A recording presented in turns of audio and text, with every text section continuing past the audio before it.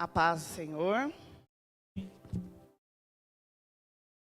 Sejam todos bem-vindos, aqueles que estão aqui no templo, o pessoal da internet. Fique aí com a gente até o final do culto. Compartilha e curta essa palavra. Amém? O pessoal aqui pode se assentar. Nós ainda estamos no mês de abril e estamos falando sobre o Evangelho de João, né? E nós vemos ali no livro de João que ele fala muito específico sobre os milagres de Jesus, o plano de Deus na vida de Jesus. E a gente vai aprendendo ali com detalhes. O pastor sempre explicou para a gente, né? Quem nunca leu a Bíblia, quem ainda tem dificuldade de entendimento, comece pelo livro de João.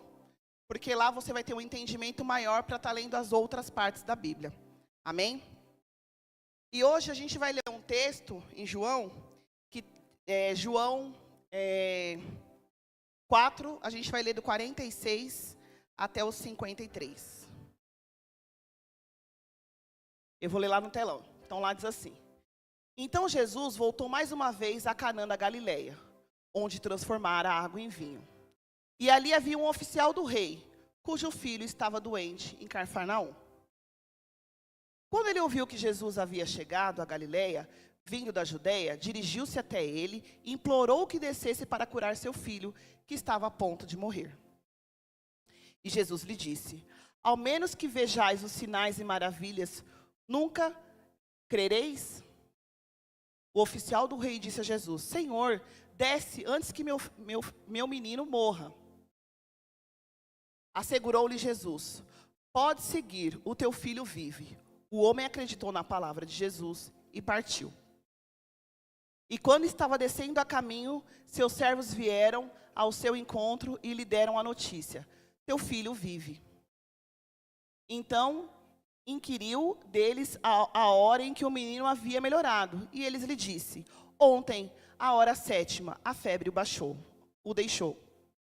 Assim o pai reconheceu ser aquele, a mesma hora em que Jesus lhe dissera: Teu filho vive. E creu ele e todos que viviam na sua casa. Amém? Amém. Então aqui a gente vê um oficial que vai ao encontro de Jesus porque o filho dele estava doente. Provavelmente ele já tinha ouvido falar de Jesus, porque ali a palavra diz que era a segunda vez que Jesus estava ali. Jesus já tinha feito o primeiro milagre, que era transformar a água em vinho. Então ele sabia que Jesus tinha poder para curar. Ele sabia que Jesus podia fazer. E aí eu te pergunto, aquele homem, ele queria a cura ou ele queria Jesus?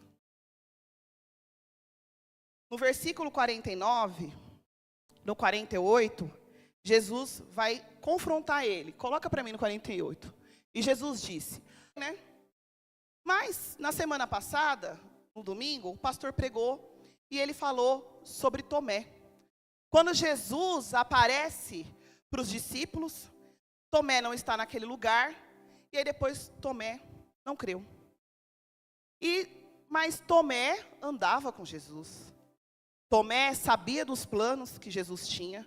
O próprio Jesus falou para Tomé o que ele ia fazer, e ainda assim ele não creu, ele duvidou. E aí, quando a gente lê esse texto, o decorrer dele, nós julgamos Tomé, né? Nós falamos assim: nossa, mas ele é incrédulo, né? Andou com Jesus, viu sinais, viu maravilhas, e ainda assim ele não creu? E nós? Será que Jesus está precisando fazer sinais e maravilhas para que a gente crê? Será que nós estamos falando de Tomé, estamos fazendo as outras coisas? Se o pastor viesse hoje aqui na frente e falasse assim: gente, o combo de milagre acabou. Deus só está nos garantindo a salvação, a graça. Graça é favor imerecido. É aquilo que a gente não merece. Será que a gente ia continuar firme na presença do Senhor? Porque a gente louva. Só tua graça me basta e tua presença é o meu prazer. E na hora de viver somente da graça? Será que a gente vive? Ou a gente faz igual Tomé, quando a gente está no aperto? A gente precisa ver os sinais e maravilhas que Jesus fala. Coloca no versículo 49 para mim, Bia. O oficial do rei disse a Jesus: Senhor, desce antes que o meu menino morra. Jesus estava fazendo uma pergunta para ele e ele estava lá insistindo. Jesus, desce antes que o meu filho morra. Às vezes, a gente está vivendo algumas situações na nossa vida de cura. A gente está passando por um processo onde a gente precisa de cura, de um milagre. Jesus está tentando nos falar, Jesus está tentando conversar com a gente, falar outras coisas, e a gente ainda está falando, Senhor, eu preciso do meu milagre, eu preciso do meu milagre. E Jesus está falando e a gente não está ouvindo. Se eu perguntar para Elaine, quantos milagres houve antes do seu milagre? Quantas curas aconteceu antes da sua cura? Ela vai dizer, foi muitas. Por quê? Porque às vezes, Jesus ele não quer nem curar e nem transformar aquele que está doente, mas aquele que está à volta.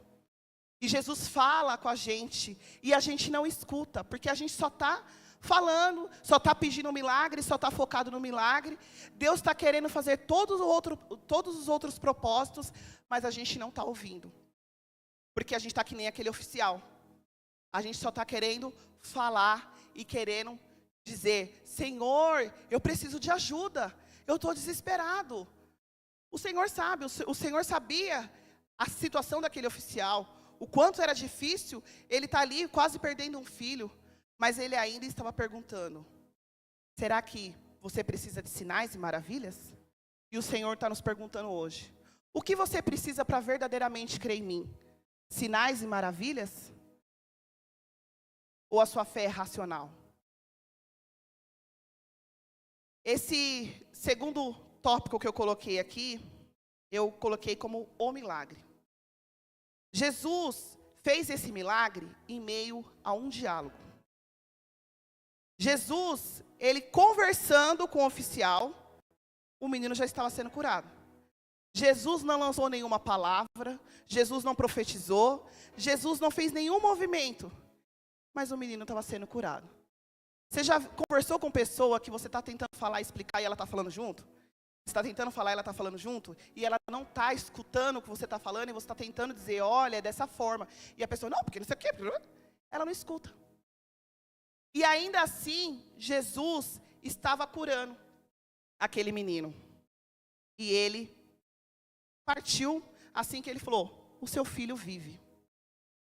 O milagre, ele é uma evidência do poder de Jesus em nossas vidas. Mas a intimidade que nos traz salvação. Nós precisamos ter intimidade com Deus, andar com Deus e crer até quando não acontece nada. É fácil quando a gente está passando por uma coisa muito difícil e a gente vem no culto e fala assim, hoje eu quero que o pastor fale comigo. Quem nunca fez isso? E aí passa um culto, 2 cultos, 3 cultos e o pastor não diz nada. E aí a gente começa a murmurar, dizer que Deus nos esqueceu da gente, que Deus não vai fazer, que Deus não fala. Mas ainda não é o tempo, porque às vezes a gente está falando, às vezes Deus está falando através da palavra, através dos louvores, através da ministração de dízimos e oferta, através da apresentação das crianças. Mas a gente está tão desesperado em meio a tanta coisa que está acontecendo, que a gente ainda acha que Deus só tem uma única forma de falar. E a gente foca naquilo e fica batendo cabeça. E aí a gente não é curado, a gente não é transformado, a gente não é renovado e a cura não vem. E quando eu estou dizendo cura, eu não estou falando só de cura física. Eu estou falando de uma cura emocional.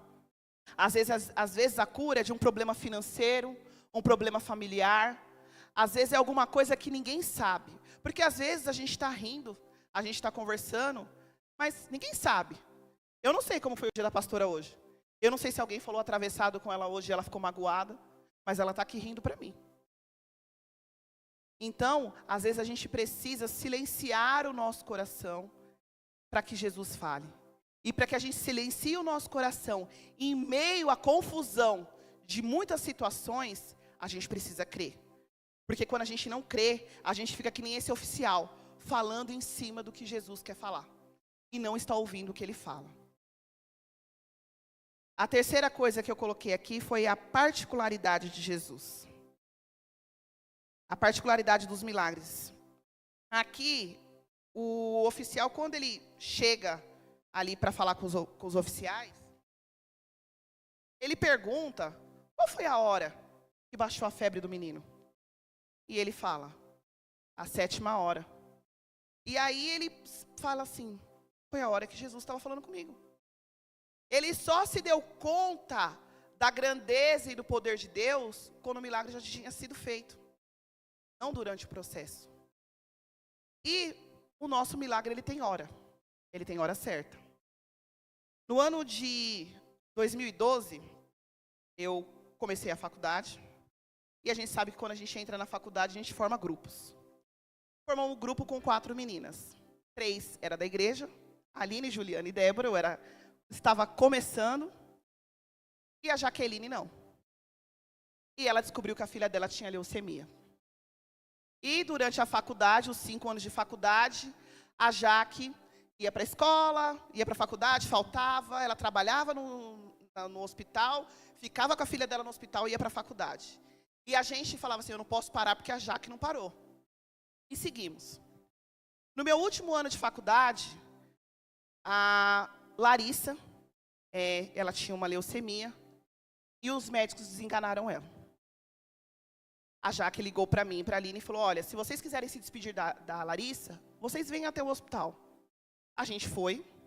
Quando eu entrei no hospital, eu e a Aline, eu olhei e falei, nossa, mas não parece, né, que ela vai morrer. E ela olhou para mim, para a Aline, e falou assim, eu queria que a gente fizesse uma oração. Por quê? A Larissa ia para a igreja, mesmo que a minha amiga não ia. Tinha uma igreja embaixo da casa dela, ela descia e ia sozinha. E a gente fez essa oração, e a gente foi embora. E eu fui com esse sentimento, falei, meu Deus, será? E a gente veio para o culto. E eu vim para o culto no domingo. E eu já tinha colocado no grupo, já tinha pedido oração para o pastor, para várias pessoas. E eu cheguei no culto, o culto era no período da noite. Meu celular descarregou a bateria. E o pastor falou aqui, assim, Deus está cuidando de uma mãe que perdeu seu filho. Naquela época não tinha essa parede, eu estava no fundo, quando eu olhei no relógio, era entre 9h15 e 9h20. Mas para mim, oramos e eu fui embora. Passei em outro lugar, cheguei em casa, liguei meu celular, tinha uma mensagem da Jaque. A Larissa faleceu. No outro dia, fui no velório. Chegando no velório, a Jaque, que era minha amiga, serena, e eu falei para ela, nossa, Jaque, conversando, ela falou, Débora, a Larissa morreu falando para mim que ela tinha muito orgulho de mim. Ela estava comigo. E aí eu falei assim para ela, mas eu estava sem celular. Qual foi o horário que a Larissa faleceu? Ela falou para mim, entre 9h15 e 9h20. Era a hora que a igreja estava orando. O pastor não conhece a Jaque, não conhecia a Larissa. A Jaque nunca veio aqui, mas o Senhor conhecia. E as orações confortou ela lá no hospital em Itaquera. E aí as pessoas às vezes podem falar, Débora, mas o milagre não veio. A Larissa faleceu. Mas o propósito se cumpriu. A Larissa, Deus sabia o que era melhor para ela. A gente não entende os planos de Deus. A Larissa tinha 12 anos. Mas o cuidado que Deus teve com a Jaque naquele momento, e principalmente comigo, que estava começando na fé, e eu vi a evidência de Deus, e assim como no texto, tinha hora. A hora era certa, a hora era exata. Deus não deixou dúvida que era Ele que estava fazendo aquele movimento. E ali, em meio a tantas coisas, a gente se alegra pelo cuidado de Deus. Então, às vezes, a gente passa por momentos de dificuldade, que a gente está precisando de cura, que a gente está precisando de dinheiro, que a gente está precisando de tantas coisas, e aí a gente se alegra. E aí, às vezes, a gente fala assim, meu Deus, mas como eu posso estar sentindo essa paz? Essa paz é a paz que excede todo entendimento, que está em Cristo Jesus. Jesus hoje nos convida a crer nele, mas crer verdadeiramente. Óbvio que o Senhor pode prosperar, que o Senhor pode nos dar dinheiro, pode nos dar riqueza, pode nos dar saúde, mas a gente precisa crer sem essas coisas. Porque quando nós buscamos a Deus, as demais coisas são acrescentadas. E nós temos dificuldades em invertermos as coisas. O livro de Romano diz: aquele que crer será salvo. E aquele que não crer já está condenado. Então o segredo de tudo é crer. Às vezes a gente vê tantas coisas, as pessoas falam tantas coisas que são o evangelho, e Jesus está nos convidando hoje a crer. A crer que Ele é o Filho de Deus, a crer que Ele ressuscitou entre os mortos, e que Ele um dia voltará. Muitos podem dizer: Débora, mas eu estou na igreja, eu creio. Será que só por fato da gente estar na igreja a gente crê? Ou a gente está esperando os sinais e maravilhas do Senhor para que a gente creia? A gente não pode estar na igreja só por soluções de problemas e status. Crer é transformação de vida e de atitude. Se você crê, você transforma a sua vida e você transforma as suas atitudes. Como eu sei que uma pessoa não está em Cristo? Quando ela não mudou, quando ela não evoluiu, quando ela não se transformou. Crer é saber que nós podemos chegar de um jeito, mas nós não podemos estar da mesma forma. Claro que a gente vai ter que mudar o tempo todo, mas alguma coisa tem que ter sido transformado dentro da gente. Crer é renovação da mente, é ter maturidade, é evolução. Crer é ter uma fé racional, é ter a certeza que Jesus morreu na cruz por nós. Porque o dia que não haver sinais e maravilhas, o dia que eu não senti arrepio, o dia que eu não senti nada, eu vou entrar por aquela porta e ainda crer que Jesus morreu na cruz por mim. Aleluia! Bia, coloque em João 20, 29 para mim. Lá diz: ao que Jesus lhe afirma, Tomé, porque me viste e acreditaste, bem-aventurados os que não viram e creram. Então, que nessa noite nós sejamos bem-aventurados. Não que nós vamos deixar o nosso milagre de lado, os nossos sinais e maravilhas. Não é sobre isso. Mas isso não pode ser o principal. Que nós sejamos bem-aventurados. Que nós possamos verdadeiramente crer e ser transformados pela renovação da nossa mente. Amém? As palmas louvam o Senhor. Quero chamar o pastor Nelson.